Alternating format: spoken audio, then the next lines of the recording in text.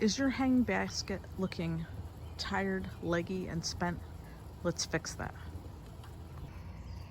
Okay, so I took my hanging basket down here so I can give you a better view kind of what it looks like and what we're working with here. So you can do this to your hanger as well. So there's 3 things that you're gonna need to do. The first is you're gonna deadhead. And when I say deadhead, that means removing just the spent flowers. Those are the flowers that have bloomed and now are faded and kind of brown. So to show you here, I'm gonna zoom in.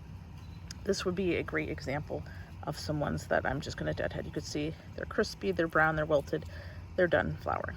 Now, you've gotta be careful because these next door here are blooming, are ready to bloom. But these you can definitely take and get rid of them. Okay, so that would be the first thing I would do. So first you want to inspect, and like I said, this hanging basket has seen better days, but we're going to revive it and rejuvenate it and make it back to its glory. So that's the first step. I want you to go around your entire hanging basket and just kind of get in there and deadhead, and that's easy enough to do. Once you're done deadheading, what I want you then to do is you're going to prune. Now, pruning is different than deadheading.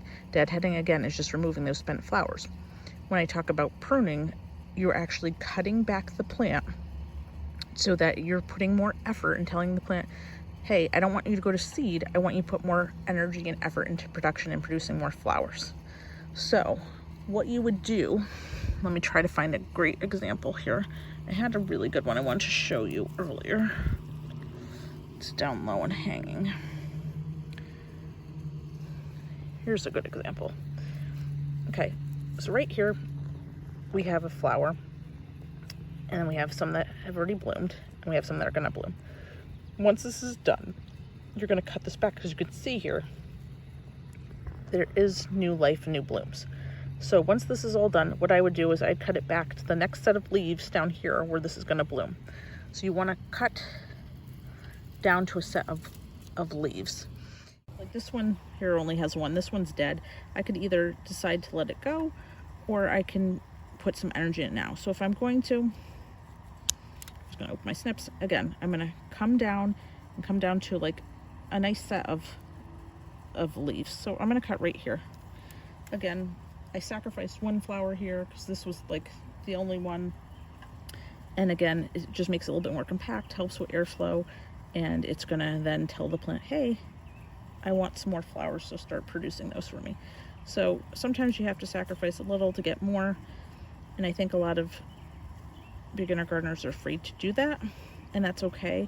It is scary at first. Oh, this one just popped right off, so that's not good.